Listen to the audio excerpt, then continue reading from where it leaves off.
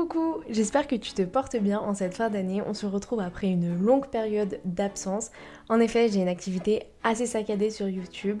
Depuis septembre environ, je me suis beaucoup plus focalisée sur les réseaux sociaux de Monite Invite, à savoir TikTok et Instagram tout particulièrement. En effet, c'est des contenus beaucoup plus courts et étant donné que mon temps est décompté, je me suis focus plutôt sur cela, mais j'ai décidé d'y remédier en cette fin d'année 2023. Donc c'est parti pour une ultime vidéo avant cette fin d'année. Aujourd'hui, on va aborder ensemble une thématique de finances publiques qui mêle à la fois le droit et l'économie. Il s'agit des différents budgets. Bien que cette vidéo-ci se décompose en 4 grandes parties, il faut retenir qu'il y a essentiellement 3 types de budgets. En fait, la 4e partie, c'est un type de budget, mais qui n'est pas un budget.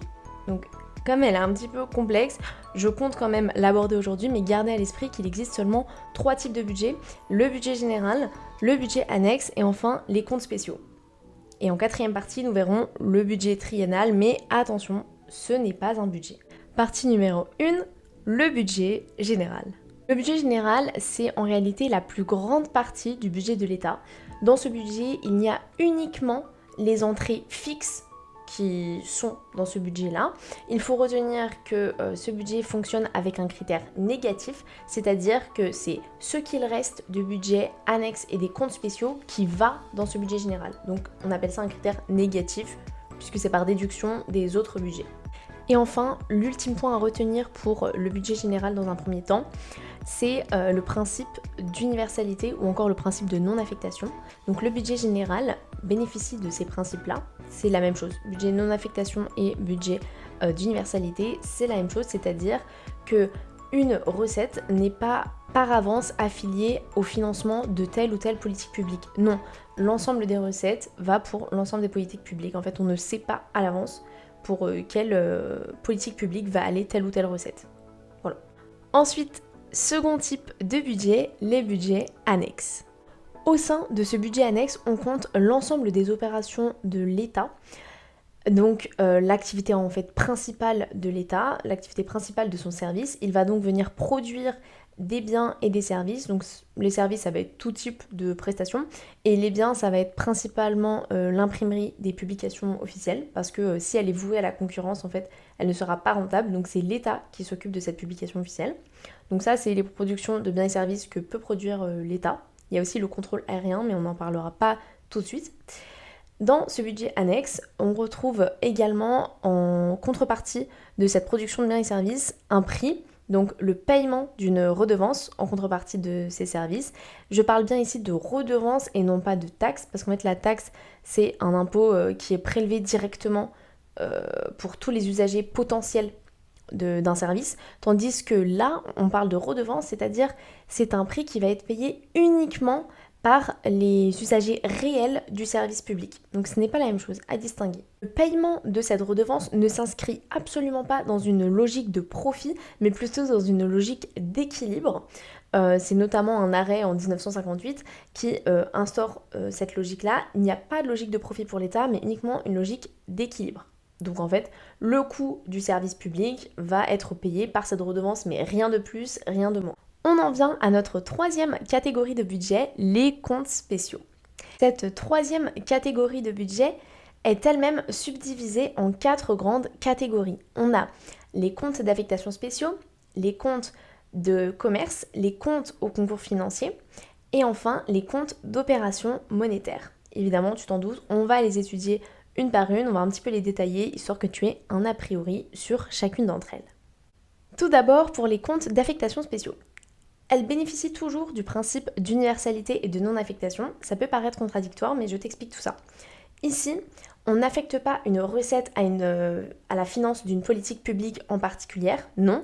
Ici, on affecte une recette à une dépense particulière. Par exemple, pour financer la circulation et tout ce qui va tourner autour de la circulation, on va privilégier les recettes issues des amendes, par exemple. La 2e catégorie de comptes spéciaux, c'est les comptes au concours financier.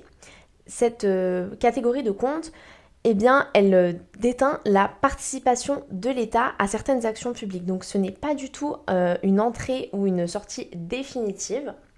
Comme cette entrée où cette sortie n'est pas du tout définitive, on la met plutôt dans cette case de compte au concours financier plutôt que dans le budget général parce que, on l'a dit précédemment, le budget général contient uniquement des entrées définitives et fixes en fait. Donc ici, dans ce compte au concours financier, on va avoir par exemple les avancements.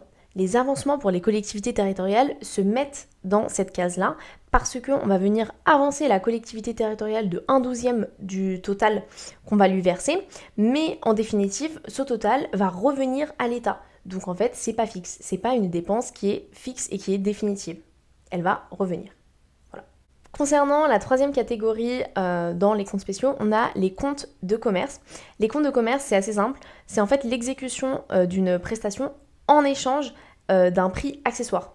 Par exemple, l'armée qui va venir revendre ses stocks de nourriture, eh bien, c'est pas du tout son activité principale, mais elle va la faire pour moyennant un prix, donc pour recevoir un prix en échange, et ce prix va être accessoire, parce que son but n'est pas non plus d'être un but lucratif, mais plutôt de revendre les stocks qu'elle a.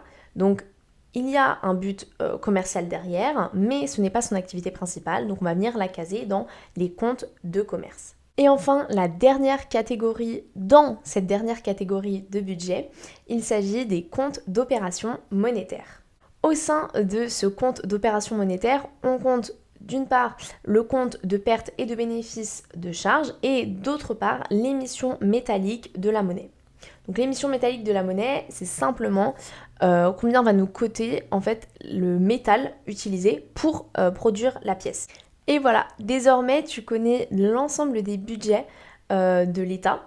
Il nous faut étudier juste le budget triennal, mais comme je te l'ai dit au tout début, ce n'est absolument pas un budget, mais son nom est trompeur, je suis d'accord avec toi, mais ce n'est pas un budget. Ce budget triennal est contenu dans la loi de programmation des finances publiques.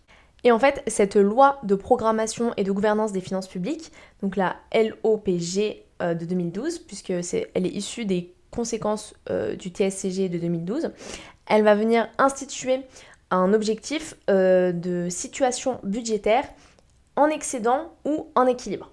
D'où le nom budget triennal. En fait, c'est juste la situation budgétaire qui doit être en excédent ou en équilibre. Ainsi, l'objectif à moyen terme, donc le solde structurel annuel des États, doit être autour de cet objectif institué par la loi de programmation.